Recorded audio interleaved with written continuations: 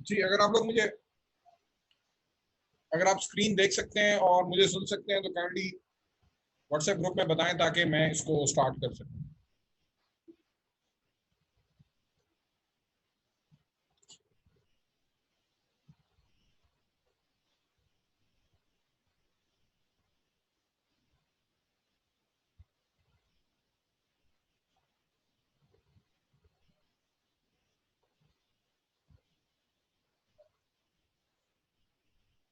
Okay जी, अभी मैंने बात कर दी थी, मैं मेरे ख्याल उसको रिपीट करने की जरूरत नहीं है कि जब आप सोल्यूशन माइनिंग को खत्म करते हैं और आपका जो वाटर है वो रिस्टोर हो जाता है, तो आप वेल को अबंडन करते हैं। वेल को अबंडन करने के लिए आप उसकी डेप्थ के अंदर उसको मड से फिल करते हैं, फिर 3.7 मीटर तक करते हैं, सरफेस से 3.7 मीटर नीचे तक, 3.7 मीटर से लेकर 0.6 मीटर तक सरफेस से नीचे आप उसको सीमेंट से फिल करते हैं। 0.6 मीटर से ऊपर ये जो एरिया होता है उसमें से हम केसिंग रिमूव करते हैं, और उधर सीमेंटिंग करने की बजाय हम क्या करते हैं, जो ऊपर का एरिया है इसमें हम सीमेंटिंग नहीं करते बल्कि इसके अंदर हम सॉयल भरते हैं, मट्टी भरते हैं। क्या ख्याल है आपका, क्या वजह हो सकती है मट्टी भरने के ऊपर वाले एरिया? Why not cement?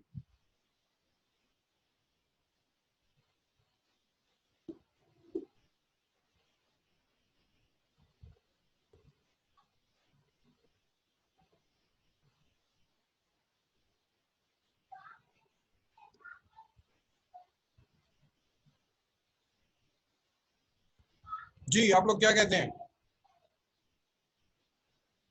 हमारी बात हुई कि हम जो ऊपर का एरिया होता है, यस बिल्कुल सही है, क्योंकि देखिए आपने ऊपर के एरिया में भी अगर आप सीमेंट कर देंगे तो वहां उगाएंगे क्या?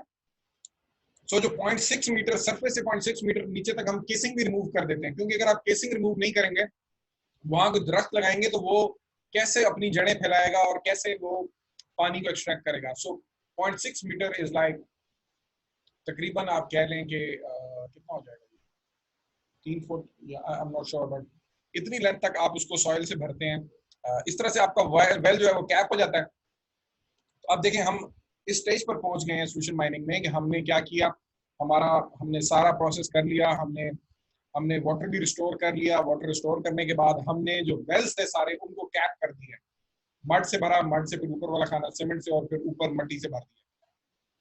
अब हमारे सारे वेल जो है वो कैप हो गए हैं। इससे अगला जो नेक्स्ट स्टेप है वो हमारा है सरफेस रिक्लेमेशन का। सो लेट्स सी कि वो क्या होता है।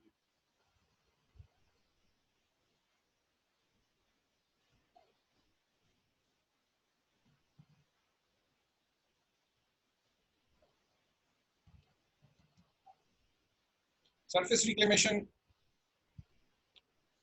इसके इससे मुराद यही है कि देखें आपने ठीक है वेल के अंदर से ट्यूब भी निकाल ली, वो जो पाइप था, पंप भी निकाल लिया, वेल को भी भर दिया,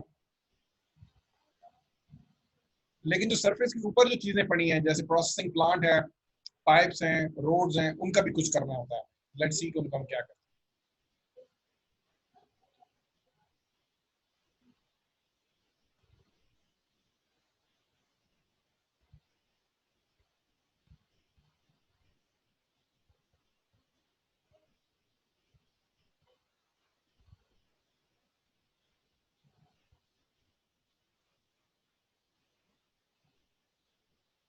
सॉरी वो जो विंडो थी वो बंद हो गई। I am reopening it.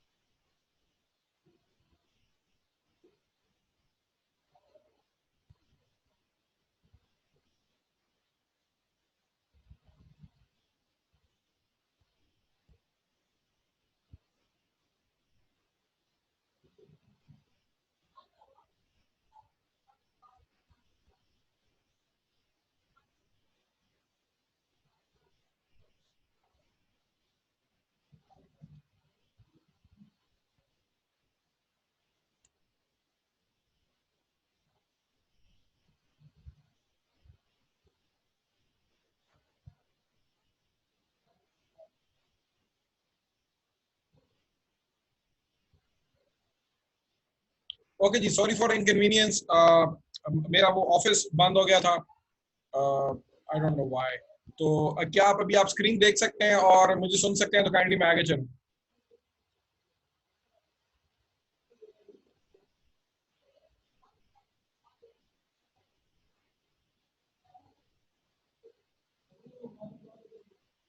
Ji, kindly respond कर दें अगर आप स्क्रीन देख सकते हैं और मेरी आवाज को भी सुन सकते हैं।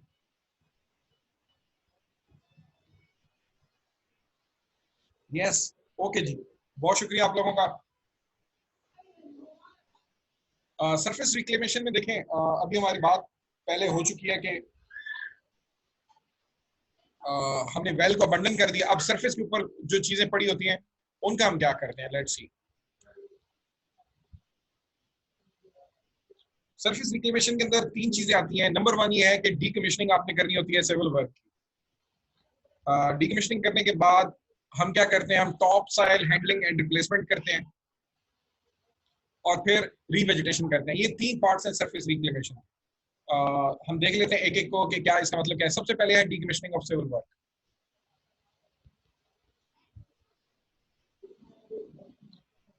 देखें, जो आपका प्रोसेसिंग प्लांट की फैसिलिटी है, जो बिल्डिंग्स हैं वो हो गई, कैंप साइट हो गई आपकी। उसके बाद आपके जो जितनी भी वहाँ पे यूटिलिटीज हैं, सड़कें हैं जो जरूरत नहीं है, आप उन सबको डीकमीशन करते हैं, उनको रिप हम करते हैं and then we transport them from from the place. There is a lot of, आपको पता है कि कितनी बिल्डिंग्स वहाँ होती होंगी। जितना भी यानी आप कह लेंगे सिविल वर्क को होता है, हम सारे को डिसमेंटल करते हैं और डिसमेंटल करने के बाद रोड्स को भी जो जरूरत वहाँ उस इलाके में आप समझ लेंगे जरूरत पड़ सकती है, विच आर गुड, वो उस इंफ्रास्ट्रक्चर को छोड़ देते हैं और बाकी जितना भी इंफ्रास्ट्रक्चर होता है we have to rip it apart so that we can हम उसको वापस उस हालत में लेके जाना चाह रहे होते हैं। मैंने आपसे पहले भी बात की थी रेस्टोरेशन के हवाले से कि या तो वो उससे बेहतर हालत में हम लेकर जा रहे होते हैं।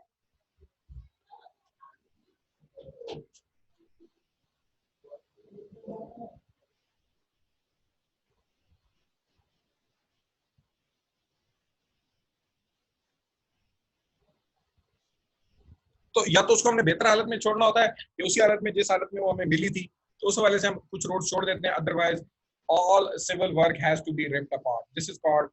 तो ये करने के बाद प्लांट भी आप वहां से उखाड़ लेते हैं। जो उसके बाद नेक्स्ट चीज है वो है आपकी topsoil handling and replacement.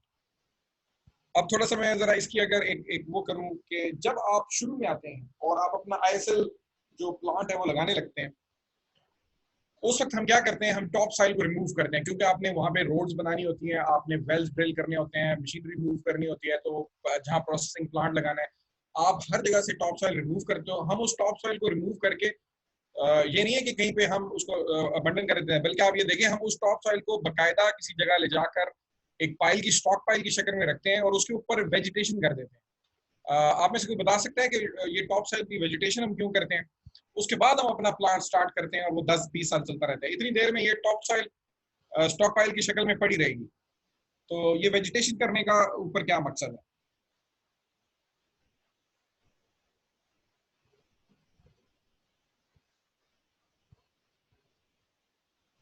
जी, कोई आंसर कर सकता है?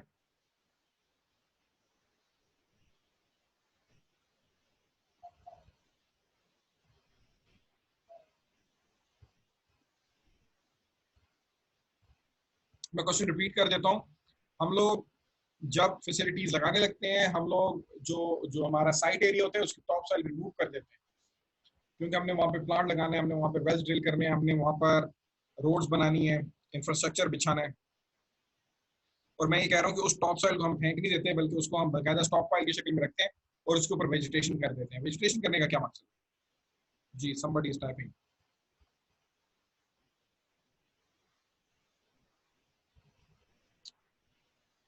एक वो नेचुरल लगे, so that integrity is maintained. Yes, इसके दो फायदे हैं। नंबर वन तो एक ऊपर वेजिटेशन होती है, ऑक्सीजन सारा कुछ है। एक तो वो चीज है। दूसरी बात ये होती है कि अगर आप इसके ऊपर वेजिटेशन ना करें तो क्या होगा कि आप ये उड़ती रहेगी। जो दरख्त होते हैं ये सॉइल को पकड़ के रखते हैं, ये बड़ी इंपॉर्टेंट चीज है। इसलिए हम वो टॉप सॉइल के ऊपर वेजिटेशन कर देते हैं, एक तो उसकी इंटेग्रिटी मेंटेन रहे ताकि उड़े नहीं, इरोजन ना हो उसकी। बिल्कुल सही है। और ये यार आप लोग आंसर देते हो जरा खुशी होती है कि लगता है कि कोई आपकी बात सुन रहा है। It's a two way thing, it really. तो आंसर दिया करें, इट्स वेरी गुड। खैर हम वेजिटेशन कर लेते हैं। अच्छा, अब जब आपका 20 साल के बाद आपका प्रोजेक्ट खत्म हो गया, आपने वहां से प्रोसेसिंग प्लांट उखाड़ लिया, रोड्स उखाड़ ली, अब आप ये टॉप साइल दोबारा लेकर आते हैं और इसको बिछा देते हैं। जहां से आपने ये उठाई थी उसी जगह पे आप बिछाते हैं, और बाकायदा हम उसको नंबर करके रखते हैं कि ये वाला जो पहली लेयर थी हमने यहाँ से उठाई थी, हम उसी जगह पे उसको वापस रखते हैं। टॉप साइल को उसकी अपनी असल जगह पे बिछाने के बाद हम उसके ऊपर दोबारा उसके ऊपर भी एक वेजिटेशन कर देते हैं। तो इस तरीके से हमारी वो जो सरफेस रिक्लेमेशन है वो बिल्कुल सही है। हसनैन बाबर ने भी ठीक कहा है कि रेनी सीजन में उसकी इरोजन कम होती है। तो अच्छा, इसमें अब हमने ये देख लिया कि हमने आईएसएल वेल फील्ड शुरू की। पहले हमने यूरेनियम को ढूंढा, ढूंढने के बाद हमने उसको एक्सप्लोरेशन की, एक्सप्लोरेशन करने के बाद हमने पायलट स्टडी, लैब स्टडी की, फिर पायलट स्केल स्टडी की, फिजिबल लगा, हमने वेल फील्ड लगा दी, वेल फील्ड के डिफरेंट ब्लॉक्स लगाए, वेल्स खोदे, प्रोसेसिंग प्लांट लगाया, रोड्स बनाई, बनाने के बाद हमने प्रोडक्शन स्टार्ट की। प्रोसेसिंग प्लांट से हमने येलो केक प्रोड्यूस किया, वो आपको पता है येलो केक आगे क्या होता है। वो सारा हुआ, और उसके बाद हमने जब 10-20 साल हमारा प्रोजेक्ट चला, हमने देखा कि अब ये खत्म हो रहा है, तो हमने अच्छा जब हमने वो जब साइट पे आए थे तो हमने उस वक्त टॉप साइल उसकी सेव कर ली थी। उसके बाद सबसे पहले हमने ग्राउंड वाटर को रिस्टोर किया, उसकी सारी टेक्निक्स मैं आपको बता चुका हूँ। अब वाटर अपनी असली हालत में आ चुका है जो 20 साल पहले था। उसके बाद हम क्या करते हैं कि हमने सारा जो वेल होते हैं उन सबको प्लग कर देते हैं, जैसे मैंने बता दिया पहले कैसे प्लग करते हैं। वेल को प्लग करने के बाद जितना भी सरफेस के ऊपर इंफ्रास्ट्रक्चर होता है हम उसको डिसमेंटल कर देते हैं। डिसमेंटल करने के बाद हम टॉप साइल जो हमने रखी होती है संभाल के उसको लेकर आते हैं और उसको बिछा के, अच्छा उस टॉप साइल के ऊपर हम क्या करते हैं वो भी बिछा देते हैं, एक नई क्रॉप लगा देते हैं। इसके बाद काम खत्म नहीं हुआ, बल्कि हम उसको 2 साल तक हम देखने के पाबंद हैं। हम देखते रहते हैं कि क्या वो एरिया, मतलब जो सॉइल जो हमने कास्ट की थी उसके ऊपर वो उस तरह से है या नहीं है। तो we keep monitoring for like 10 years even. We keep monitoring कि वो जो हमारी सरफेस रिक्लेमेशन है वो वर्क कर रही है या नहीं कर रही। तो जब आपने बजटिंग करनी होती है शुरू में, तो आप इसकी बजटिंग रखते हैं, यानी 20 साल आप चलाते हैं, 10 साल उसको देखते रहते हैं कि रिक्लेमेशन उसकी सही हुई है या नहीं हुई। So it's a long long thing. उसके बाद हमारा सरफेस रिक्लेमेशन के बाद एक चीज रह जाती है, और वो है कि आपको जो लिक्विड था जो सारा निकला, कौन सा लिक्विड, वो लिक्विड जाहिर बात है जो आपने प्रोसेसिंग प्लांट से निकलेगा, पाइप्स के अंदर होगा, जो आपने लिक्विड निकाला था वो सारा लिक्विड भी आपके पास मौजूद है। उसके बाद आपके पास सॉलिड भी होता है, आपने इनको भी डिस्पोज करना है। आपने रिक्लेमेशन कर लिया, अब आपने इन चीज़ों से जान छुड़ानी है। सो हाउ टू उसकी स्टोरेज का क्या तरीका कार होता है उसके लिए। सबसे पहले हम बात कर लेते हैं लिक्विड के डिस्पोजल की। मैंने बार बार आपसे बात की थी कि हम पॉन्ड के अंदर ना जो लिक्विड आता है हमारा, बड़े बड़े पॉन्ड्स के अंदर हम इस तरह से हम उसको क्या करते हैं, डाल देते हैं and we let it evaporate. Evaporate होने के बाद क्या होता है कि जारी बात है नीचे सॉलिड बच जाता है। तो जब लिक्विड ड्राई हो जाता है, और जारी बात है उसको टाइम बहुत ज्यादा टाइम लगता है, और ये पॉन्ड्स कितने बड़े होते हैं, 200 मीटर स्क्वायर आप देख लें, यानी length and breadth like 200 metre. हमारा जो एक एवरेज कमरा है वो आप देख लें 203 मीटर 4 मीटर का होता होगा कमरे जो हमारे। तो आप देखें कि 200 metre is a big thing. उनके अंदर हम लिक्विड डाल देते हैं, वो लिक्विड ड्राई होता है। जब वो ड्राई हो जाता है तो फिर हम क्या करते हैं कि उसके ऊपर हम क्या करते हैं उसको कवर कर देते हैं, उसके ऊपर सॉइल की लेयर डाल देते हैं। टॉप साइड जो हमने संभाल के रखी है वो पॉन्ड्स के ऊपर भी डाल देते हैं, और उसके ऊपर भी वेजिटेशन कर देते हैं। तो इस तरीके से हम लिक्विड को डिस्पोज करते हैं। मैं रिपीट कर दूं, लिक्विड को पॉन्ड्स में डालते हैं, पॉन्ड्स में डालने के बाद उसको हम टाइम देते हैं। पॉन्ड्स बहुत बड़े बड़े होते हैं, I told you 200 metre square तक इस तरह से। और जब हम उसको वहां डाल लेते हैं तो हम क्या करते हैं कि लेट इट ड्राई। जब वो ड्राई हो जाता है तो उसके ऊपर हम टॉप सॉइल डाल देते हैं, और टॉप सॉइल डालने के बाद उसके ऊपर वेजिटेशन कर देते हैं। तो इस तरीके से हम जब वेजिटेशन करते हैं ना, तो उसके बाद पॉन्ड कैसा दिखेगा वो मैं आपको बताता हूँ। ये आप देख रहे हैं तस्वीर, इसके अंदर एक एक मतलब पॉन्ड खोदा गया था, उस पॉन्ड के अंदर वो लिक्विड वेस्ट डाला गया था, वो वेस्ट वेपोरेट हुआ, उसके ऊपर टॉप साइल डाल के, और ये देखें वेजिटेशन कर दी गई है। तो अब पता ही नहीं चल रहा कि यहाँ पर कभी कोई पॉन्ड हुआ करता है।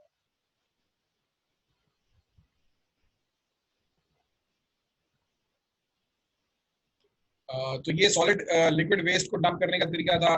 जो हमारा सॉलिड वेस्ट होता है, लेट्स सी कि उसके लिए हम क्या करें।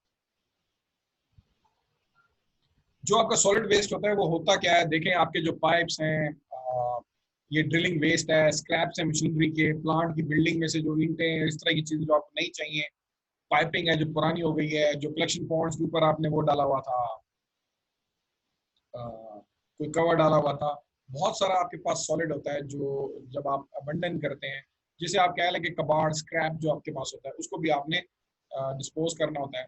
उसके लिए हम क्या करते हैं, हम ट्रेंचेस खोदते हैं इस तरीके से। whenever somebody enters the, यकीन मानेंगे वो पूरा जिसे कहते हैं खराब।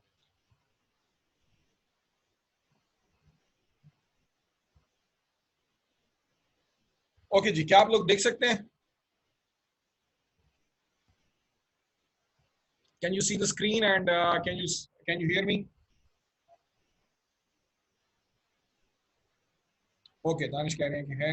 ओके, अब जो सॉलिड वेस्ट होता है उसको आप देखें, इस तरह से हम कंटेनर्स में पैक करते हैं, हम ट्रेंचेस खोदते हैं और उन ट्रेंचेस के अंदर हम इसको दफना देते हैं kind of. So this is the way we dispose the solid waste. और हम पॉन्ड्स भी बनाते हैं और उन पॉन्ड्स के अंदर भी हम सॉलिड डालते हैं, मतलब इसी तरह बकेट्स के अंदर या कंटेनर्स के अंदर डाल के हम उसको भेज देते हैं। अब हमारे पास इस मीटिंग के भी 10 मिनट रह गए हैं। ओके जी, मुझे इस टाइम अगर आप लोग सुन रहे हैं, जो भी सुन रहे हैं वो काइंडली यस कहते हैं, जो भी सुन रहे हैं। जाहिद अब्बास ने कह दिया, नजफ ने कह दिया, हमाद ने भी। I want everyone to write yes, whoever is listening me, क्योंकि this one is going to be my last slide. Wasiq, Farzeen, Sher Ali, Fatima, काशफा जी, थोड़ा आप लोग जल्दी करें।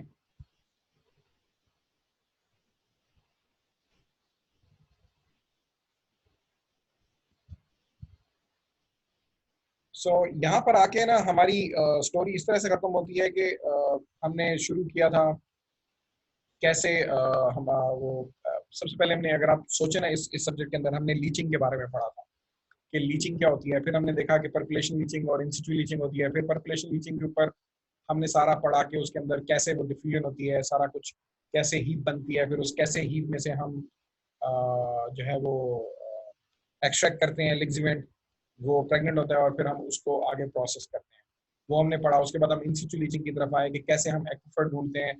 यूरेनियम अगर डेप्थ के अंदर है तो फिर एक्विफर में है तो हम वहाँ इंसिटू लीचिंग कर सकते हैं। हम एक्सप्लोरेशन करते हैं, फिर लैब स्केल करते हैं, फिर पायलट स्केल करते हैं, फिर हम वेल फील्ड डेवलप करते हैं, वेल्स ड्रिल करते हैं। somebody is entering.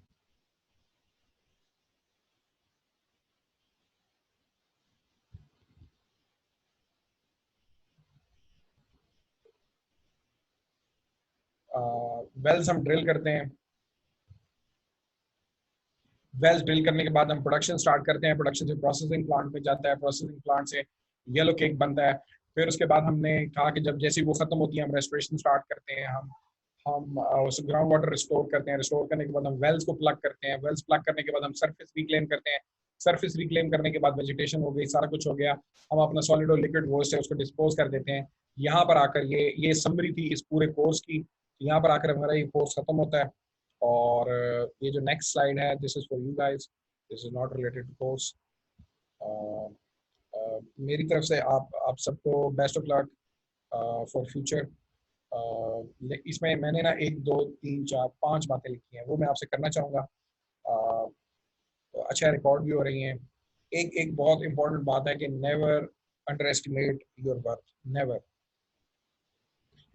इसका मतलब ये है कि देखिए बहुत सारे लोग आपको बहुत नीचे दिखाने की कोशिश करते हैं आपको, और ये उनकी आदत होती है। आदत से मुराद ये है कि वो ऐसा जानबूझ के नहीं कर रहे होते, but they are just bond, शायद वो अपनी उनकी अपनी भी वर्थ नहीं होती अपनी नजरों में। somebody is, अभी काइंडली अगर आप आउट होते हैं मीटिंग में तो इन ना हो, क्योंकि जैसे ही आप लोग दोबारा से एंटर होते हैं it creates a lot of problem with my computer. तो अंडर एस्टिमेट ना करें अपनी वर्थ को, यानी देखें आप अपने आप को, अगर आप क्या करेंगे, अहमियत देंगे तो लोग आपको अहमियत देंगे। ये बड़ा एक सादा सा असूल है। तो कभी भी और आपकी वर्थ है, हर इंसान जो है वो यूनिक है, उसकी बड़ी वर्थ है। और स्पेशली आप लोग, दुनिया में कितने लोग हैं जो ग्रेजुएट करते हैं, स्पेशली इंजीनियरिंग के अंदर बहुत कम लोग हैं। You are the top, like I will say 2.5% of the world. तो कभी भी अपने आप को अंडर एस्टिमेट ना खुद करें, ना किसी को करने दें, ये बहुत ज़रूरी है।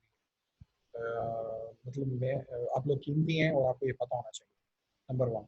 नंबर टू बात ये, और ये बहुत इंपॉर्टेंट लेसन है, ये बहुत इंपॉर्टेंट लेसन है कि you are worth something a lot. फिर है कि take pride in what you have.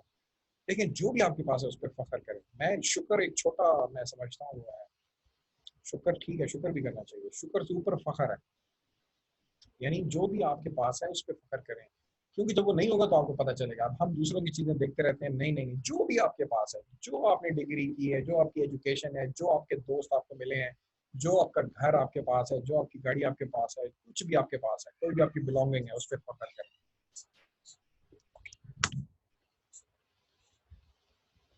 और ये बड़ा इंपॉर्टेंट है कि उस पर फख्र करना चाहिए।